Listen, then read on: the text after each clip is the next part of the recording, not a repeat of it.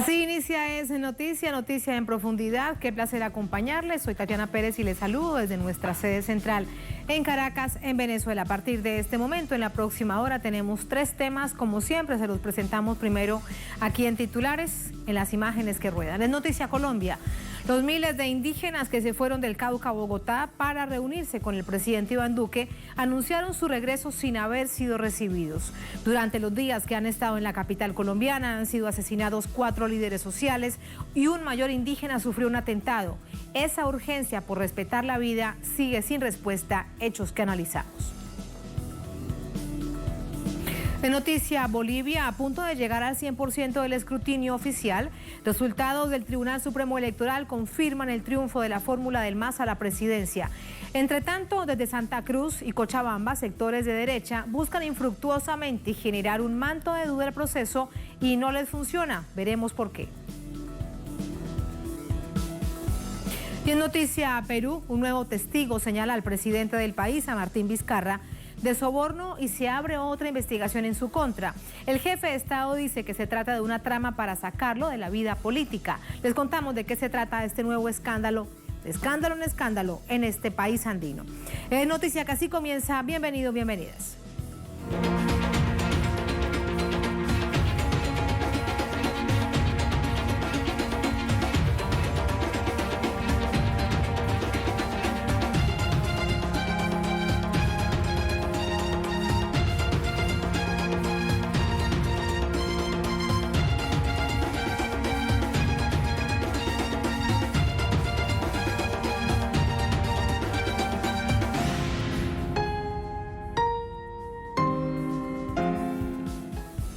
En Noticia Colombia, activistas de la Minga continúan en Bogotá. El objetivo es presionar por una reunión con el presidente Iván Duque, quien sigue ignorando la propuesta de encuentro en plena ola de asesinatos de dirigentes residentes en zonas indígenas. El conglomerado de colectivos que agrupa indigenistas, afros, estudiantes y campesinos se concentró este martes en el Palacio de los Deportes, al centro de la capital, para dirimir las futuras acciones en contra del gobierno del Centro Democrático, donde destaca la decisión de participar en la convocatoria paro nacional de este miércoles. Manifestantes exhortaron al presidente Iván Duque a comparecer a las reiteradas invitaciones a una reunión con líderes indígenas. No obstante, prensa presidencial notificó que el mandatario se encontraba en Quibdó, capital del departamento del Chocó, debido a la presencia del cartel de Sinaloa Nueva Generación. Decirle al gobierno, al presidente Duque, de que le dé la cara al país para que podamos conversar con los pueblos originarios. La presencia de la Minga en la capital coincide con el recrudecimiento de asesinatos a líderes campesinos e indígenas, principalmente en el departamento del Valle del Cauca. De acuerdo al Instituto Nacional para el Desarrollo y la Paz, INDEPAZ, se produjeron al menos 6 eventos violentos en las últimas 24 horas, donde destaca el asesinato a balazos de los comuneros Abelino Ipía y Héctor David Marín en el municipio de Caldono, Gustavo Herrera, destacado dirigente de la Colombia Humana en Popayán, que se aunan al homicidio del líder del Polo Democrático Alternativo Eduardo Alarcón en Campo Alegre, Huila. Para rechazar los asesinatos selectivos de nuestros líderes y lideresas, aquel que levanta la voz, aquella que levanta la voz, es señalado, es amenazado y es asesinado. Asesinatos que se suman a los atentados sufridos por Aurelio Jumí en Córdoba y Hernando Benítez en San Benito Abad, en departamento de Sucre, al noroccidente del país. La escalada de agresiones evidencia el asedio estatal encabezado por el presidente Duque, que criminaliza la protesta y las reivindicaciones de los pueblos originarios. En lo que va de año, han sido asesinados al menos 236 líderes sociales y defensores de derechos humanos dentro del territorio colombiano. Vamos con más información hasta Bogotá, la capital colombiana, con nuestro corresponsal Hernán Tovar. Hernán, y en todo este escenario es importante plantearlo sobre un hecho que veremos en las próximas horas, y es que la Minga, antes de regresar a sus territorios, la mayoría de ellos en el departamento del Cauca, se unen al gran paro nacional de este miércoles. Te preguntamos de ello, quiénes son los convocantes y la expectativa que hay en la nación con respecto a este paro nacional.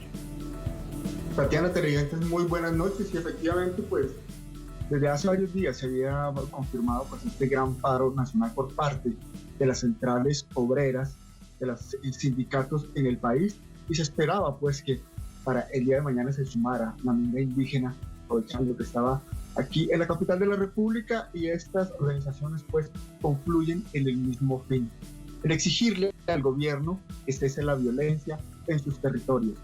Y Tatiana, comentarte también que nosotros estuvimos hoy en el Palacio de los Deportes, donde se están quedando los integrantes de la Minga indígena, y ellos nos aseguraban pues que tenían miedo, y el miedo era ese, que al venirse se recrudeciera aún más la violencia en sus territorios, el miedo de dejar sus territorios y que siguieran asesinando a sus integrantes tal y como ocurrió. Y nos siguen diciendo los integrantes de los pueblos afros, de los pueblos indígenas, de los campesinos, que van a seguir en la lucha hasta que el presidente los escuche. Así haga su mirada para otro lado, ellos seguirán exigiendo el respeto a la vida.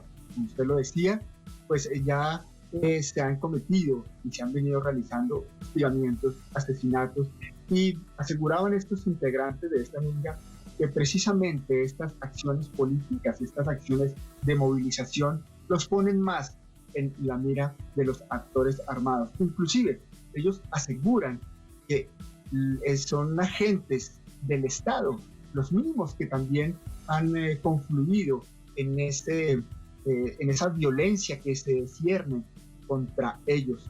Y eso precisamente era lo que querían expresarle al presidente Iván Duque, que en sus territorios las políticas de extractivismo están haciendo que ese contexto se ponga aún más violento en sus territorios, que los agentes del Estado que hacen presencia, sobre todo en departamentos con alta conflictividad como el Cauca, son los mismos que están haciendo que este contexto de violencia se genere con más, se eleve aún más.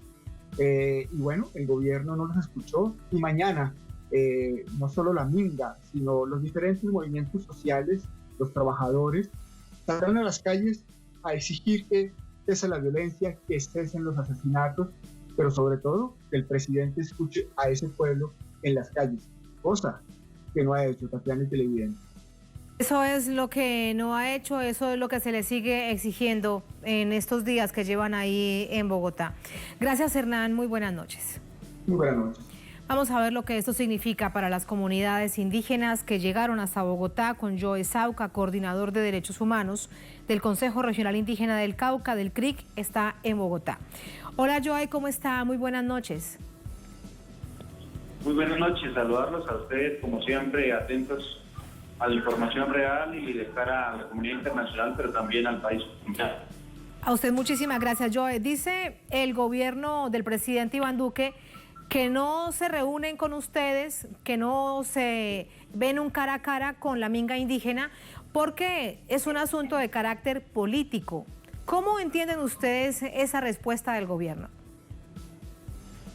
Bueno, primero hay que aclarar que el gobierno ha hecho una errada interpretación cuando planteamos un debate político y lo ha amarrado a un tema de afinidades con escenarios políticos electorales que se avecinan. Esa no es la realidad. La Minga Suroccidente Social y Comunitaria no tiene ninguna afinidad política con ningún partido. Solo nos hemos levantado por la situación real y estructural que está pasando en estos momentos en el país frente al tema de la vida, de la paz, del territorio y la democracia. Eso quiere decir que nosotros hemos enviado un mensaje claro a la nación colombiana de los asuntos que hoy en este momento están pasando. Entonces, esa claridad se la enviamos a la audiencia, porque 70 masacres en lo que ha recorrido una pandemia, más los asesinatos de líderes sociales y la violencia desbandada de la fuerza pública en contra de la población civil por protestar y defender la vida, no puede seguir en un escenario. Y a eso es que le nombramos debate político sobre las garantías para la vida de la sociedad colombiana. Sí, en todo caso, cuando hablamos de una posición política, eso no es un pecado. Avanzar en un proceso de organización siendo político no se le ve ningún problema. ¿Por qué creen ustedes que han intentado por allí tratar de criminalizarlos? ¿Cuál es el problema de avanzar en un proceso político?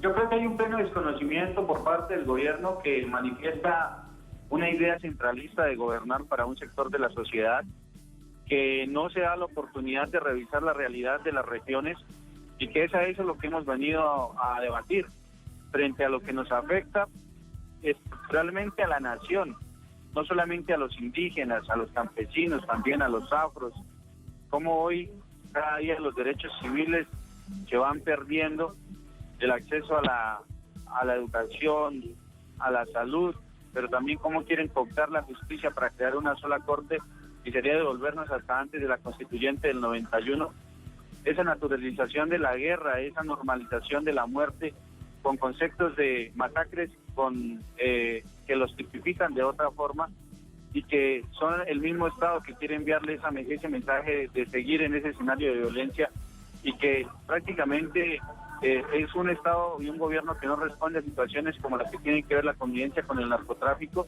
y es una realidad que hoy queremos tocar de cara al país para que revisemos entre todos y todas cómo salimos a este escenario de violencia creciente, y que hay un acuerdo de paz que debemos reivindicar desde las políticas para la vida, pero también desde la solución estructural en estos escenarios que no queremos volver a pasar, sí, como ya se vienen dando en este año. Es que todo resulta ser político. Cuando hablamos incluso de llevar políticas públicas a los territorios, eso es parte de una decisión política de un Estado. Lo cierto hasta este momento, Joe, es que el presidente no los ha recibido, y veíamos hoy en medios locales, le pido a usted que no lo confirme, que mañana regresan al departamento del Cauca. Es la estrategia de polarización de la opinión pública de la nación. Es la estrategia de tratar de vender lo reivindicativo como una solución a evadir la discusión sobre las políticas de vida, sobre las garantías para la vida, sobre la seguridad en el territorio, sobre una democracia que hoy se está fracturando en todo sentido, sobre una democracia que hoy simplemente está de nombre, y que hay un partido con una ideología de gobierno haciendo sus políticas alrededor de un sector de la sociedad, más no del pueblo colombiano, y es ahí donde hemos querido tocar esas figuras, esos hilos, porque estamos en un Estado social de derecho y por tanto somos actores políticos por ser votantes en una democracia que está establecida en este país. ¿Regresarán este miércoles a los territorios, al departamento del Cauca? Lo que se ha hecho es cumplimos la misión de venir a Bogotá. Se le habló a la nación, se dejó el mensaje claro a la ciudadanía bogotana, pero también se hizo un juicio político desde las autoridades indígenas, y donde las otras organizaciones aceptaron hacer esas denuncias. Hay un fallo desde las autoridades, ya la Minga queda en un posicionamiento bastante alto, independientemente de que el presidente no haya asistido, quedan mal ante un país, ante una comunidad internacional, de que no hay voluntad de escucha, de diálogo, de debate, y regresamos a los territorios sin antes mañana saludar el paro nacional, llegar ahí, presenciar ese momento donde unificamos ideas sobre lo estructural que hemos colocado, y regresar a los territorios, quizás igual a seguir con las mismas tensiones, porque lo que ha pasado en esta movilización de 10 días, ya han habido más de 9 asesinatos, y los hostigamientos, los señalamientos no han cesado de parar. Entonces volvemos con esa incertidumbre a los territorios. Inmediatamente hoy asesinaron a un dirigente en el Cauca de la Colombia Humana, y es muy complicado en estos momentos la seguridad de la dirigencia, pero también de las comunidades.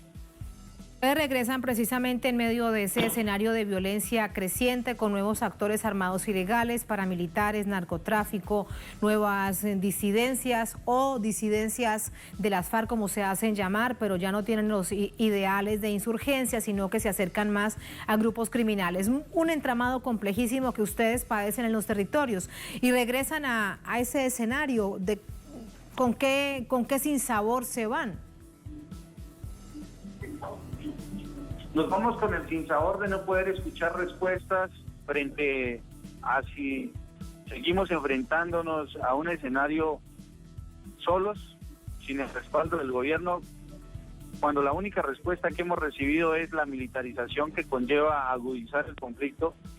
Nos vamos con un y sin sabor de pensar que nos toca seguir colocando y exponiendo nuestras vidas al frente de una situación que es responsabilidad de Estado, de gobierno, y que en esa dinámica hemos dicho que nuestras guardias indígenas siguen siendo la esperanza, las guardias cimarronas campesinas, la dirigencia y las comunidades, de la única forma de organizarnos para seguir resistiendo a esta situación que no da tregua y que pues en últimas no podemos, es la única solución de trabajar unificados para que mínimamente no nos sigan matando y esta violencia no siga creciendo en los territorios, porque aquí no hay realmente soluciones precisas del gobierno para entablar caminos reales que nos lleven a la construcción de la paz y empezar a disminuir esta situación que se viene presentando. Joe, pero cuando usted nos habla de las guardias indígenas, de las guardias cimarronas, de las guardias afrodescendientes, es decir, esta primera línea de protección, ¿son los primeros que han asesinado en este año?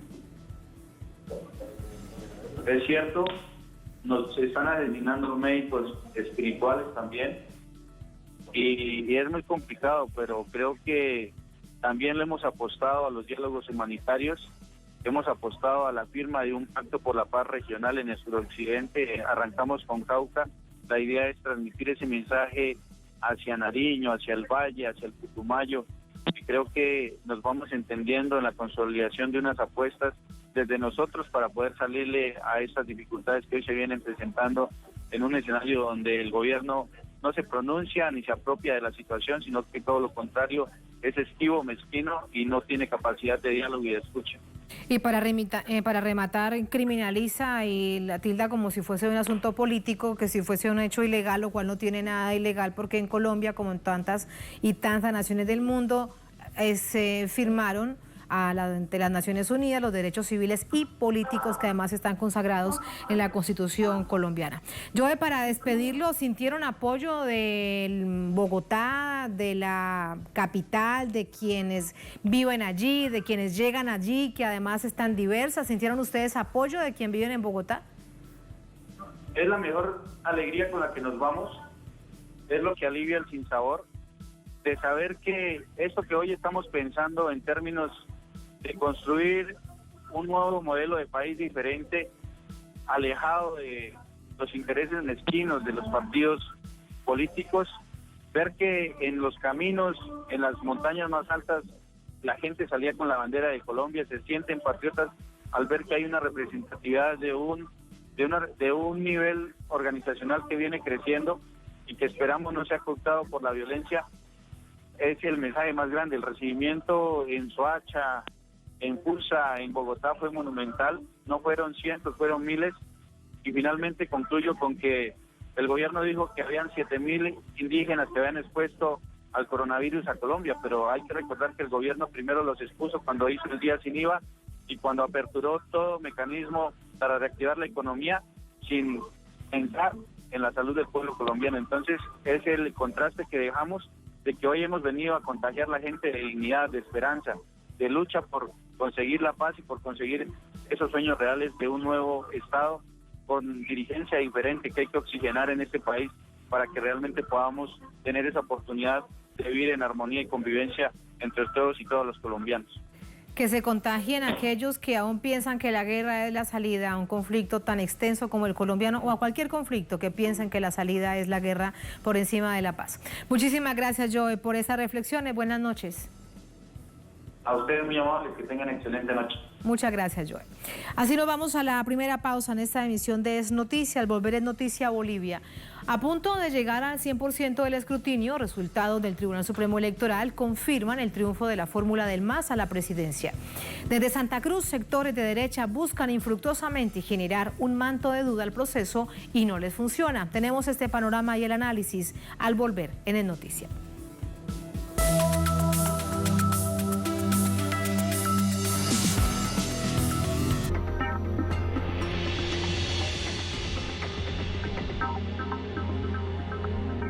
Cada miércoles traemos a tu pantalla el acontecer político, social y cultural del gigante sudamericano. En esta edición vamos a conversar con el líder indígena Marcos Terena sobre las quemadas en Pantanal y la Amazonia brasileña. Latitud Brasil, con Beto Almeida. Miércoles, solo por Telesur. Era un amante fervoroso de la fotografía. También fue un escritor. Pero sus escritos no puede faltar su percepción política. Te conmueve, está reflejado en sus letras, en su palabra. Y ser tan humano que se acerquen a lo mejor del humano.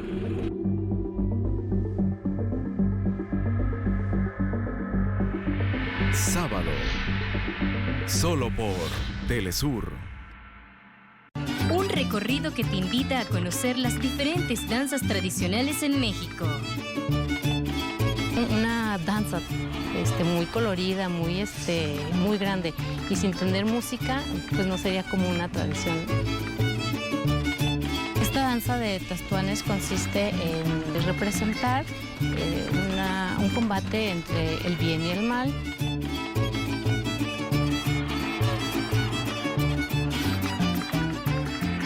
Sábado, solo por Telesur.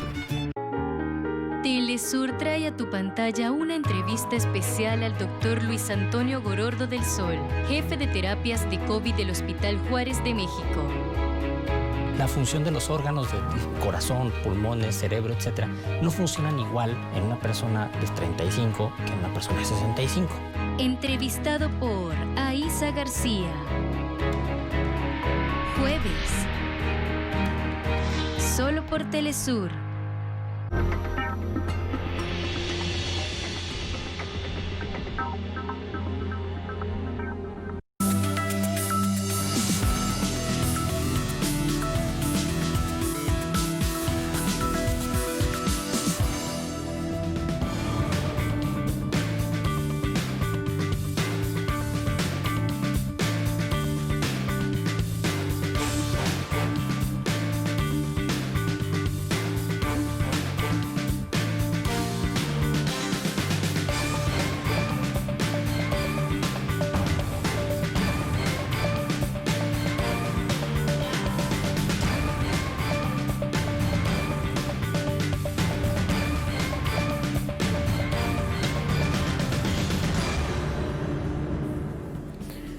En Noticia Bolivia, el gobierno de facto remueve y juramenta nuevos 2 ministros, de nuevo a 2 ministros. Primero los despide, luego de nuevo los llama para que continúen. Entre tanto, la ciudadanía espera resultados oficiales definitivos de las elecciones en medio de un intenso ambiente por manifestaciones anunciadas en Santa Cruz que piden la anulación, también de campañas de falsas noticias en redes sociales.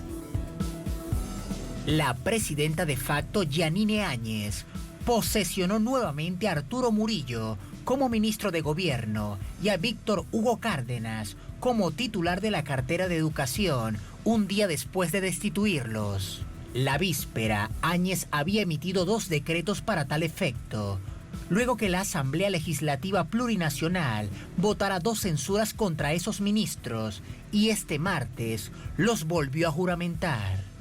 Señor Murillo y señor Cárdenas, al volver a posesionarlos como ministros de Gobierno y Educación, les pido que me acompañen a cerrar esta gestión de modo correcto y pensando siempre en la democracia y en el país. Tenemos un pueblo que ha dado una lección de democracia al hacer una elección limpia y pacífica.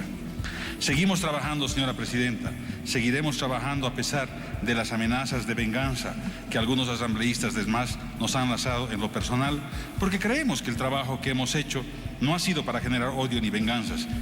En este contexto, avanzan los escrutinios de las elecciones del domingo. Frente a las presiones de la ciudadanía por conocer los resultados definitivos, el Tribunal Electoral aseguró que aumentó la capacidad de sus equipos para que el público pueda seguir el conteo a través de la página web. Con el 80% de las actas computadas al cierre de esta edición, el candidato del Movimiento al Socialismo, Ipsis, Luis Arce, alcanzaba el 53,05% de los votos, anulando así la posibilidad de una segunda vuelta y superando los 21 puntos de diferencia que marcaban los resultados de boca de urna. Además, según los datos oficiales hasta ahora, de 9 departamentos disputados, el MAS triunfó en 6. La demora del TCE preocupa, en particular a simpatizantes del MAS, ante convocatorias de cabildos en Santa Cruz, ciudad en la que se gestó el golpe en 2019, y donde ejerce influencia el candidato Luis Fernando Camacho, que aún no reconoce la victoria de Luis Arce. ¡Anulación! ¡Anulación! ¡Anulación! ¡Anulación! ¡Anulación! ¡Anulación! Asimismo, a través de las redes sociales, se está buscando nuevamente promover la idea del fraude. El medio informativo El Deber. Estos grupos utilizaron la imagen y logo para anunciar falsa noticia de bloqueo de carreteras y paro cívico indefinido.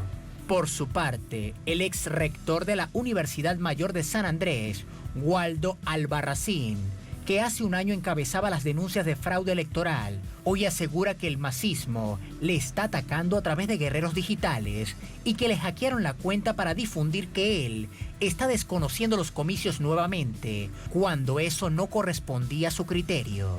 Frente al triunfo arrollador del MAS en los comicios del domingo, algunos sectores buscan generar zozobra.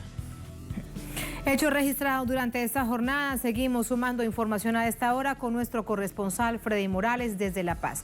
Hola Freddy, se actualiza ahora mucho más rápido la página con resultados definitivos del Tribunal Supremo Electoral. Te preguntamos de ello a propósito de la rueda de prensa que daba el presidente del TSE, Salvador Romero, esta noche. Hola Tatiana, buenas noches. Así es. Ya va por el 82% aproximadamente de votos computados en este sistema que ya es definitivo, y se mantiene esta tendencia en que el movimiento al socialismo incluso está sobrepasando las expectativas que había planteado el trabajo en boca de urna el propio domingo último. Esa distancia de más de 20% se va ampliando a más del 82% de los votos escrutados por el Tribunal Supremo Electoral. De modo que todo indica que esta tendencia ya es irreversible, además por un dato adicional, Tatiana. El hecho de que los datos que van llegando ahora a los tribunales electorales provienen del área rural. Y como todos estamos informados, desde hace varios años el área rural es favorable en gran mayoría al movimiento al socialismo, de modo que lo previsible es que vaya creciendo la distancia entre el movimiento al socialismo y el segundo, el señor Carlos Mesa, de Comunidad Ciudadana. Tatiana. Rápidamente preguntarte si tuvo alguna extensión esas llamadas que se hicieron a través sobre todo de redes sociales y de los grupos de WhatsApp para movilizarse y cantar fraude en Santa Cruz y en Cochabamba. Es una campaña que empezó hoy precisamente, coincidentemente con la reposesión de Arturo Murillo como ministro de Gobierno por parte de la presidenta de facto, en una burla al poder legislativo y a la Constitución y leyes de este país, que señalan que cuando un ministro de Estado es censurado, debe ser cambiado del cargo, y una ley expresa, además aprobada por la Asamblea Legislativa, señala que no puede volver a ocupar el cargo de ministro en los próximos 3 años. Áñez los destituyó ayer a 2 de los ministros censurados por la Asamblea Legislativa, el ministro de Gobierno y el ministro de Educación, y los volvió a posesionar hoy. Algo similar había hecho hace 2 meses aproximadamente con el ministro de Defensa. Entonces, este retorno oficial de Arturo Murillo coincide precisamente con esta campaña y esta convocatoria que se ha dado en Santa Cruz. En Santa Cruz es donde concurrió mayor cantidad de gente, a los pies del Cristo Redentor, una avenida muy grande que hay en esa ciudad, donde el año pasado se gestaba desde allí el golpe de Estado, se lo impulsaba con cabildos. Hoy se intentó un cabildo también, pero fracasó, según se ha conocido, de modo que el Comité Cívico de Santa Cruz ha convocado para mañana a un cabildo de manera formal. El de esta tarde había sido convocado por los grupos de choque, que se hacen llamar Juventud Cruceñista. En Cochabamba ha habido menos afluencia en los alrededores de los locales donde se realiza el cómputo oficial de votos en ese departamento. Pero también en Chuquisaca, donde ya se cerró el cómputo, ya terminó, además, con la victoria sorpresiva del Movimiento al Socialismo sobre Carlos Mesa. Esta noche también se movilizaron estos grupos que se autodefinen como juveniles y quemaron llantas en las calles. Esto ocurre ante la mirada pasiva de la policía boliviana y de las Fuerzas Armadas, Tatiana, que recordemos fueron movilizados de una manera grandilocuente desde el sábado último para que precisamente evitaran las manifestaciones callejeras.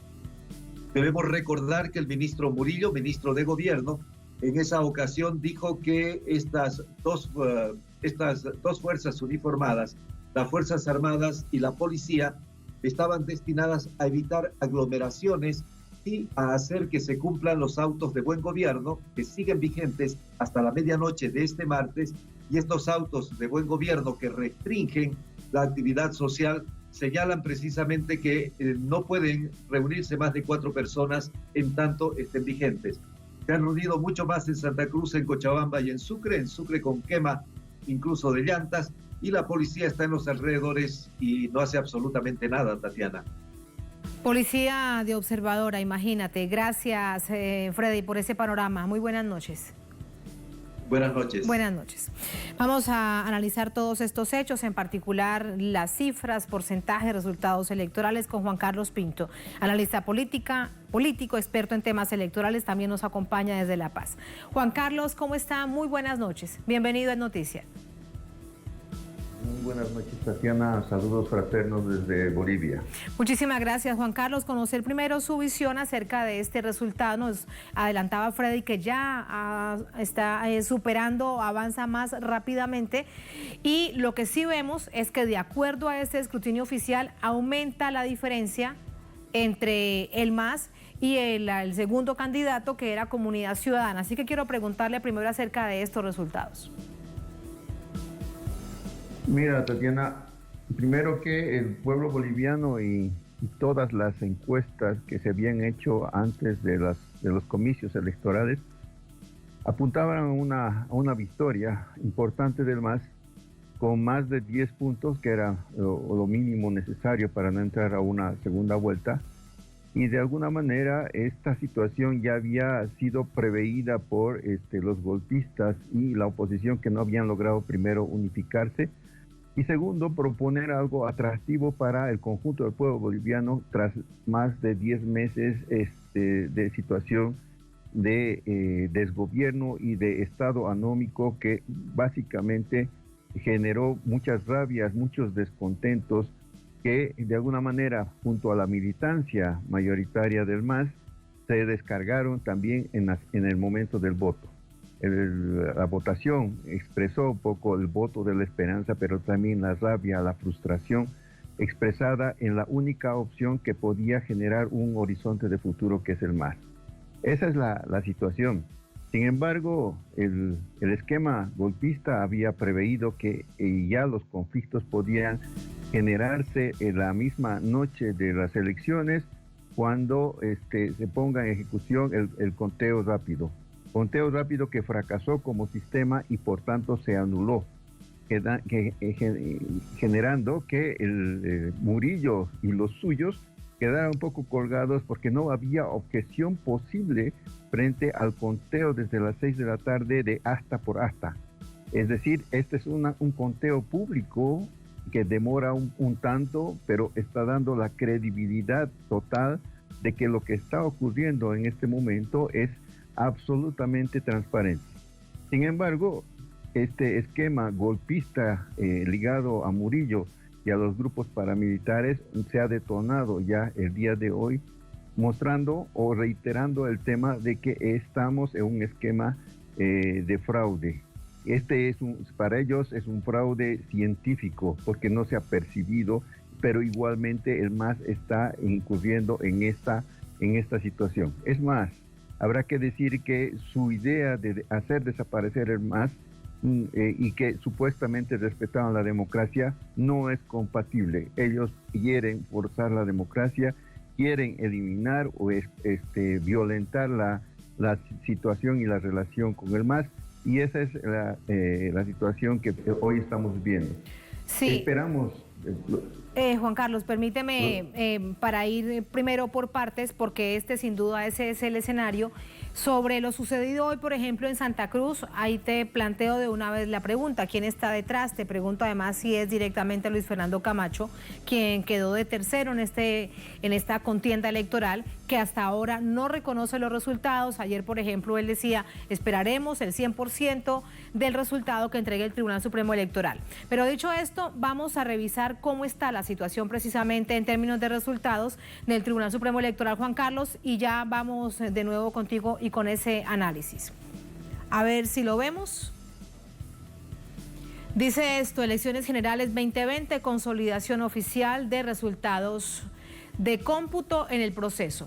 Aquí está, miren ustedes, dice el MAS IPSP con 53.73%, 2.743.674 votos.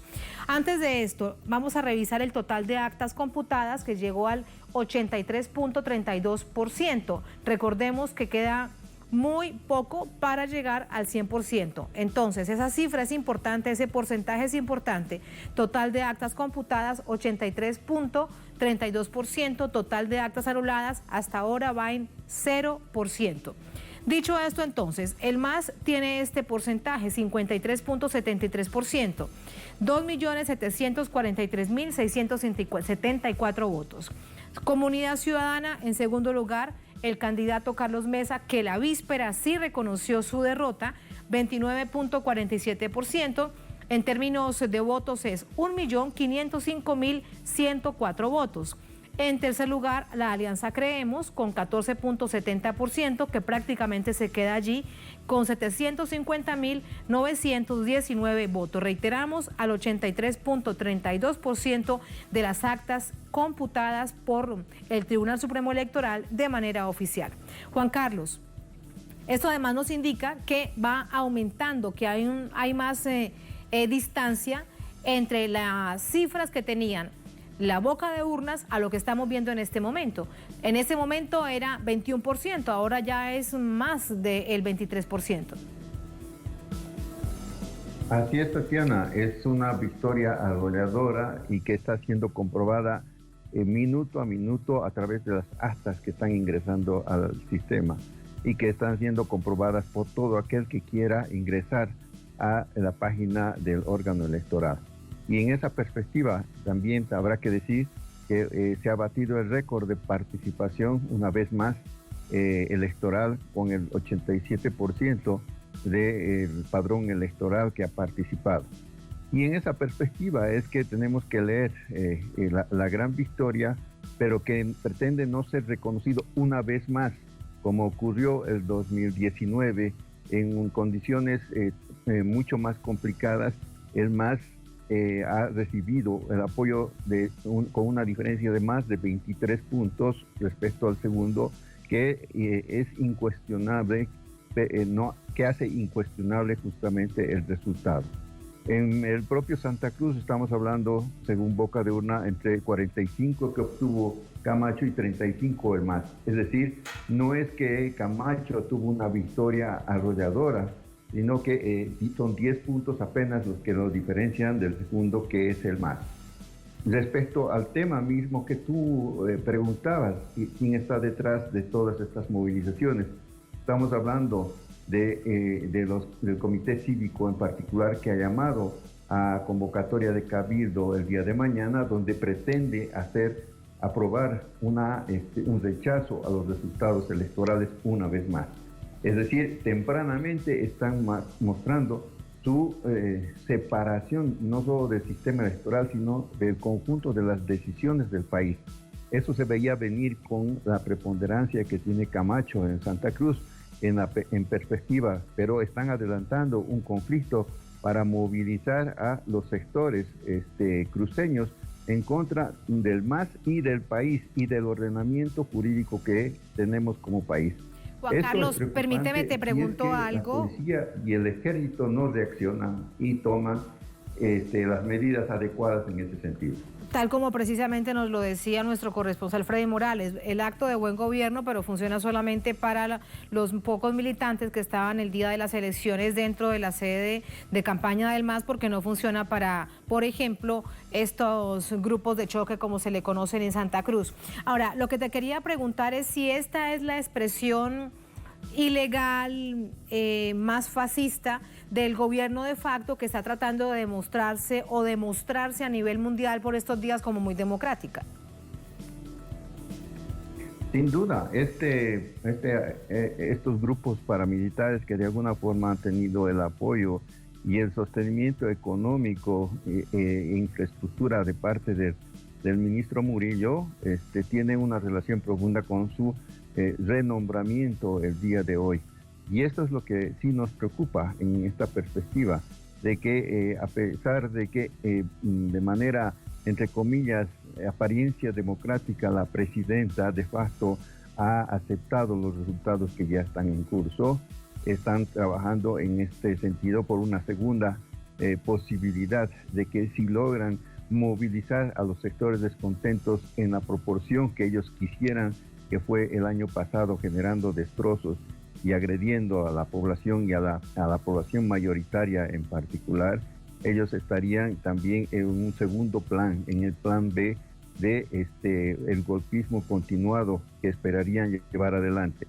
Por supuesto, esta posibilidad no está exenta del apoyo, por supuesto, internacional y del imperio y de la derecha internacional, que también estuviera jugando una carta importante, porque saben que una vez más, si el MAS retorna al gobierno, estamos reconstituyendo la posibilidad de que el progresismo, no solo en Bolivia, sino en América Latina, pueda restituirse con gobiernos populares que en determinado tiempo han hecho cambios fundamentales en nuestras realidades latinoamericanas.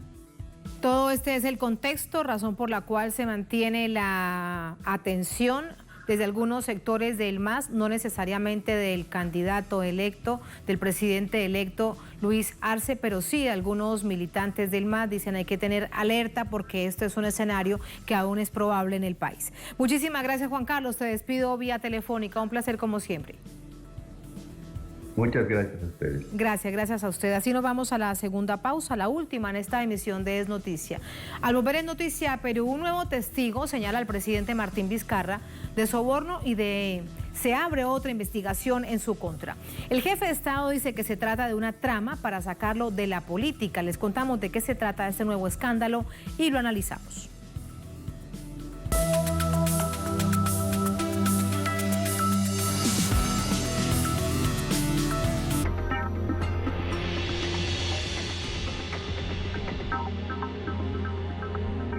Cada miércoles traemos a tu pantalla el acontecer político, social y cultural del gigante sudamericano.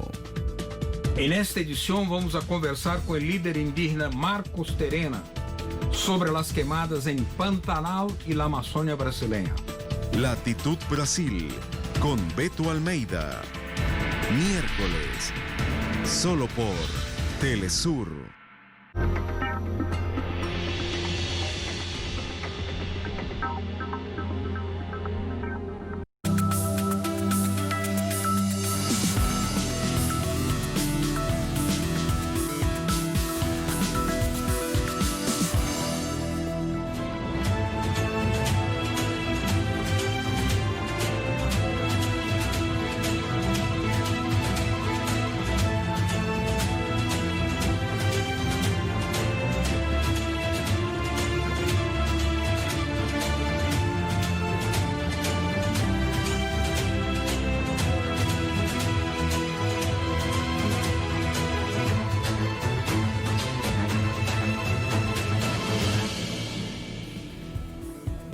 En Noticia Perú, el presidente Martín Vizcarra enfrenta nuevas acusaciones de corrupción por parte de la Fiscalía de la Nación.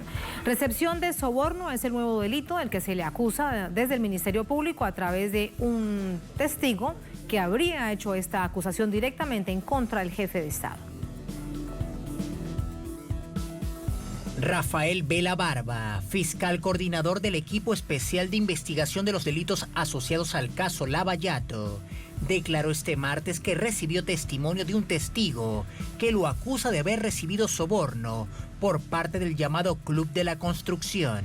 El ilícito habría sido llevado a cabo por Martín Vizcarra cuando fue gobernador de 2011 a 2014 de la región de Moquegua, específicamente en el año 2013, cuando le dio una licitación a la empresa Obrainsa, implicada en el caso Lavallato. Igualmente, según afirmó el fiscal Germán Juárez Atoche, quien abrió la investigación preliminar contra Vizcarra, este favoreció a Obrainsa para la construcción del Hospital General de Moquegua, en Tacna, una edificación que además aún no está culminada.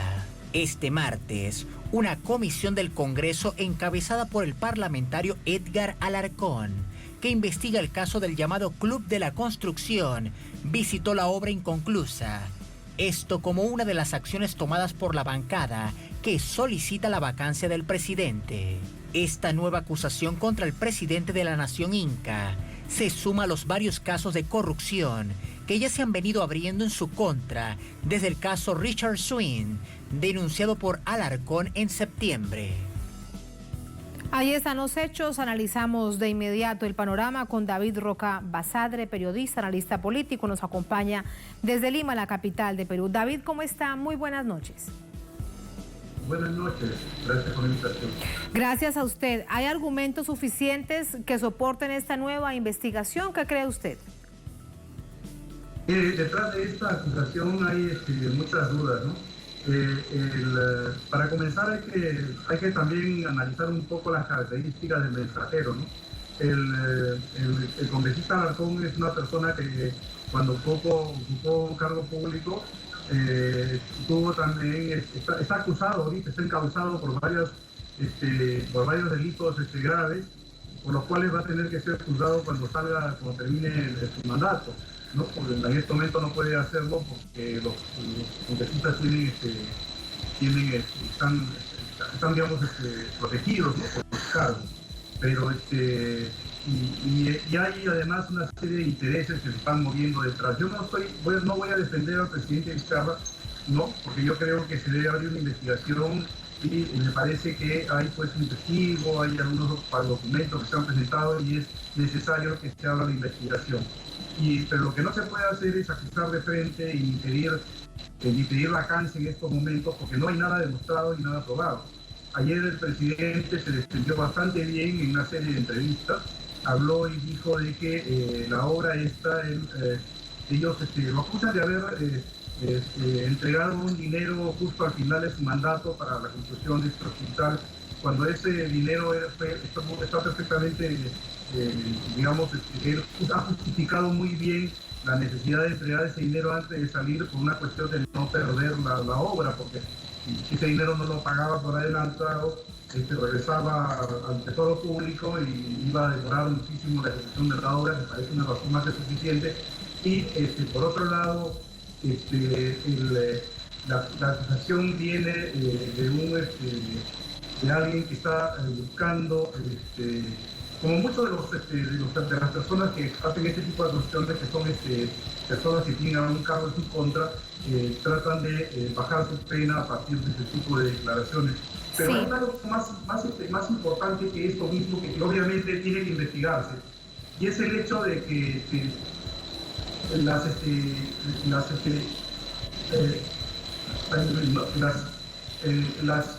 hay todo un proceso que viene desde el momento en que el presidente hizo la convocatoria a elecciones para el próximo año, que varios grupos de políticos querían retrasar. El presidente ha denunciado de que ayer varios de esos grupos políticos le pidieron que postergaran las elecciones durante 3 años más, porque eso les daba un plazo, ambiente con el pretexto de la pandemia, para permitir una serie de acomodos con los cuales estaban, poder quedarse además este Congreso electo durante ese tiempo, ese plazo adicional. Y a partir de la negativa del presidente de convocar a las elecciones para el próximo año, las elecciones generales, no es que ha comenzado toda una arremetida de este tipo que incluye incluso un caso de probable sedición, además. porque cuando en un momento hubo el proceso de la primera vacancia, el presidente del Congreso llamó a los cuarteles, llamó a los generales del mando y les pidió apoyo para el proceso que iba a venir en ese momento. Es decir, los convocó para un golpe de Estado, ¿no? Lo que pasó es que las Fuerzas Armadas reaccionaron bien y se pusieron detrás del presidente. Digamos que acá hay una serie de enredos detrás que hacen que uno no tenga muy buena espina sobre estas acusaciones. Yo no digo que sea inocente el presidente, yo creo que claro, es probable. David, permíteme te pregunto. Hay algo que va a acusar, pero que no hay una cosa absolutamente probada. Sí. Y además los acusadores no son santos, ¿no? Sí, todo es muy complejo, es un entramado entre lo judicial y lo político. Entiendo desde lo judicial que las autoridades judiciales, Fiscalía y la justicia en general actúen. Desde la visión política, la pregunta es, ¿quién está detrás que puede resultar ser tan poderoso, sobre el que aparecen más y más pruebas en contra del presidente Martín Vizcarra para sacarlo del juego político, cuando, entre otras cosas, el presidente Vizcarra ni siquiera tiene un partido político fuerte que lo avale, ni siquiera tiene representación en el Congreso? ¿Quién está entonces detrás para acabar con la figura de Vizcarra, si ese es el caso? Él ha tomado una serie de medidas que han afectado intereses muy importantes de los grandes empresarios, ¿no? Les ha dado una serie de medidas que una serie de medidas excesivas, que no son grandes medidas ni grandes reformas, pero que de alguna manera han aliviado, han hecho un poco más complicado los términos, por ejemplo, de contratos con el Estado y ha rebajado además las expectativas de ganancias de grandes empresarios. No es el favorito, no es el presidente favorito del gremio de empresarios. Los empresarios no lo quieren nada, ¿no? Estas cosas le han generado una serie de anticuerpos y es probable que todas las movidas vengan justamente de estos sectores que son muy, muy fuertes. El presidente no es un presidente progresista, pero sí ha tenido algunas medidas valientes en favor del fisco y del Estado que no le han granjeado la amistad de los grandes empresarios, ¿no?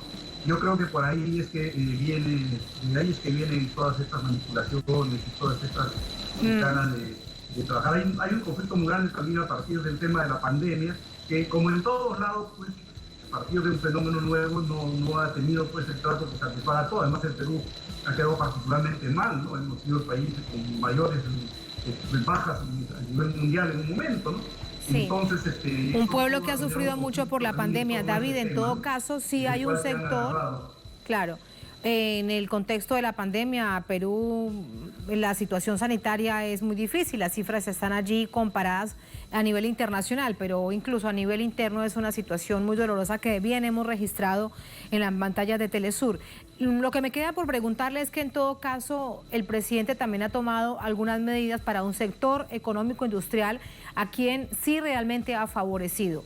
Hablamos entonces de pugna de sectores poderosos financieros o industriales o de la construcción en el país. Sí, claro, de eso se trata, ¿no? Ha tomado medidas que reducen bastante los términos de ganancia en los contratos con el Estado, que van a rebajar incluso hasta 20% sus ingresos, ¿no? Y ese tipo de medidas en varios sectores, obviamente, y otras cosas más, no le han granjeado la amistad de estos sectores. Yo creo que esa cosa viene por allí y hay un sector muy conservador, ultra conservador, que es muy fuerte en el Perú, que tiene mucha fuerza, ¿no? Y que también lo ve muy mal,